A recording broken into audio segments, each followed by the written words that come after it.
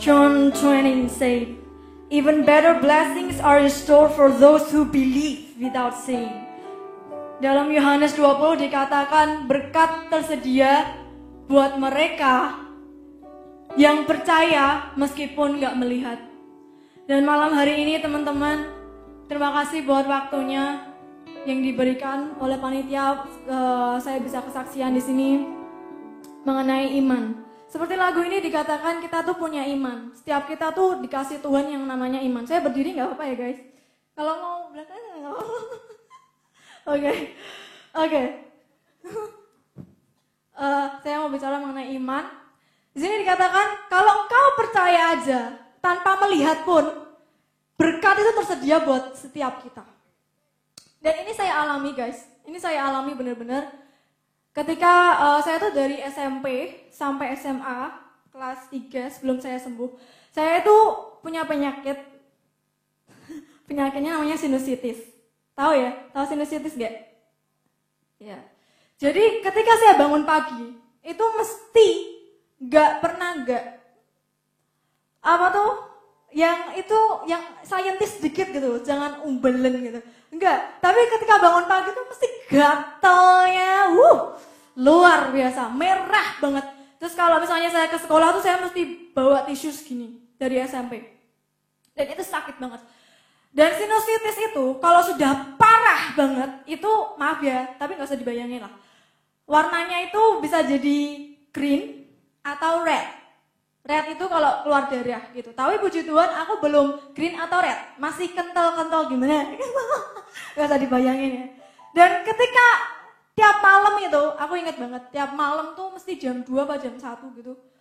Pusingnya luar biasa. Sampai kadang itu aku harus bangun. Aku ke kamar mamahku. Aku gak kuat. Pusing banget. Tapi anehnya ini sinusitis kalau pagi doang. Siangnya hilang. Kayak gitu. Jadi waktu aku SMP itu, aku anggap itu remeh, kayak gitu lah paling nanti sembuh. Sampai akhirnya temennya, jadi mamahku tuh punya temen dan dia punya anak, itu masuk ke rumah sakit. Nah, hidungnya itu mancung karena dia keturunan bule ya. Terus saya lihat, kita jenguk sama-sama, loh tante itu kenapa kok hidungnya? Jadi tuh hidungnya tuh diselang-selang gitu loh guys, diselang-selang. Yang tadinya ganteng tuh kelihatan gak ganteng karena hidungnya tuh sudah di model gitulah. Terus ini kenapa tante? Ini sinusitis, sudah parah banget gitu. Oh gitu ya. Bisa masuk rumah sakit ya kalau sinusitis? Ya bisa. Oh iya. Saya pulang, Tuhan aku gak mau kayak gitu. Karena tadi aku menganggap itu remeh gitu. Jadi aku menganggap tuh paling nanti sembuh lah kayak gitu. Sampai akhirnya saya kan bilang aku gak mau hidungku, apa jadinya hidung saya dioperasi plastik seperti itu ya, gak mau. Sampai akhirnya saya ke rumahnya tante saya, main, dia bilang, kalau kamu mau sembuh dari sinusitis, kamu madep mau kaca, mau rapi terus tiap pagi, kamu katakan, hidung, sembuh, kayak gitu. Dan itu saya praktekkan, memang kayak orang gila, tapi itulah iman. Kamu belum lihat, tapi kamu udah percaya kamu sembuh, kayak gitu. Saya lakuin tiap pagi. Saya mesti kalau dandan gitu ya, ngadep kaca bilang, hidung, kamu hidungnya anak raja, kamu mesti sembuh, tiap pagi. Tapi itu berjalan guys, dari SMP sampai akhirnya saya kelas 3 SMA. Masih terus berjalan, tapi di dalam hati itu gak pernah sedikit pun aku gak percaya, tapi aku tetap percaya, kayak gitu. Sampai akhirnya kelas 3 SMA tuh, jadi kami sekeluarga, papa, mama, saya, Yohana, sama saya, itu punya suatu ministry kayak KKR gitu, tapi KKR antar gereja. Jadi tiap orang dari gereja manapun boleh gabung kayak gitu. Nah, saya banyak sekali lihat dari kecil sampai saya besar. Kesembuhan ilahi yang luar biasa dahsyat itu selalu terjadi. Pernah suatu KKR saya waktu itu sekitar keluarga melayani di Boyolali, itu gor besar. Kita cuma nyanyi apa? Dangdut, bayangin. Hitam mata putih gitu-gitu. Gitu-gitu tak, jadi puji Tuhan kayak gitu. Ngerti gak? Orang yang gondongan segini loh. Maju dari sana tuh gondongan Masian. Sampai panggung tuh kempes. Orang yang gak bisa jalan bangkit.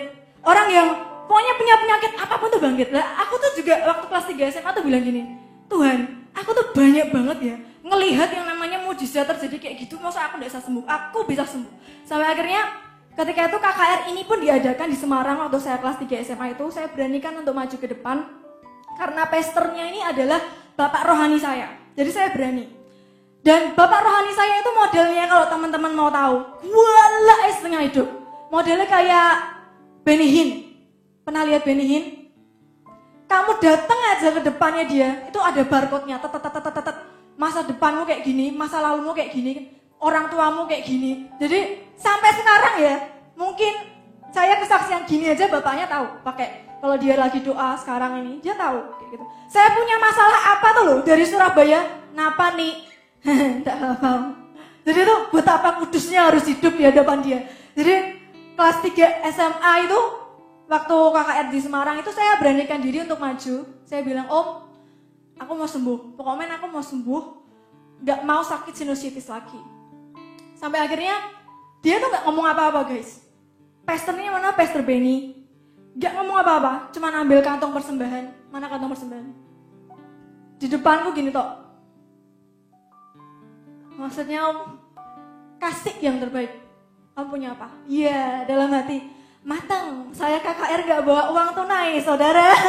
Saya gak bawa uang tunai. Akhirnya, aduh gimana ya Tuhan. Langsung saya, yaudah, balik ke kursi. Ambil dompet. Dengan polosnya ya kan anak SMA. Buka aja depannya dia. Gak ada uang Om. Terus dia cuma gini. Doa gitu, doa. Terus Roh Kudus bilang, kamu punya uang. Tuhan mau uangmu itu kasih sekarang. Itu yang terbaik soalnya yang kamu punya. Sampai akhirnya, uang apa ya Tuhan gitu. Oh iya, saya tuh punya saya tuh punya tabungan. Jadi kalau saya waktu SMA, itu selalu nabung tempatnya mama saya. Saya kan biasanya nyanyi waktu dulu belum bertobat gitu ya. Masih nyanyi-nyanyi festival gitu, dapat uang, tabung kayak gitu.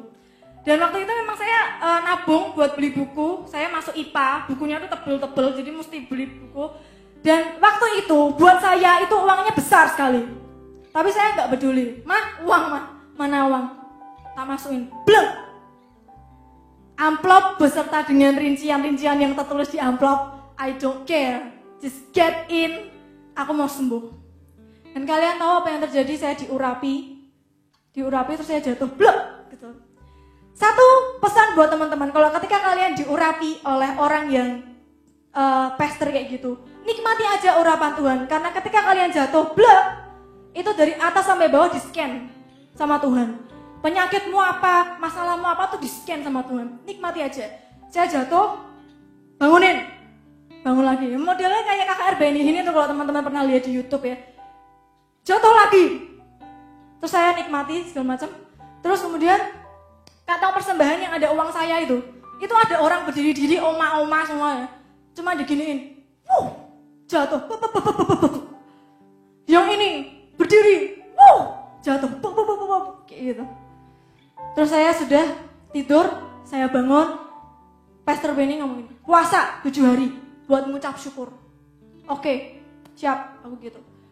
Dan teman-teman nggak usah nunggu 7 hari. Kalian tahu, besok paginya saya bangun. Besok paginya. Karena dengan iman, besok paginya saya bangun. Apa tuh namanya?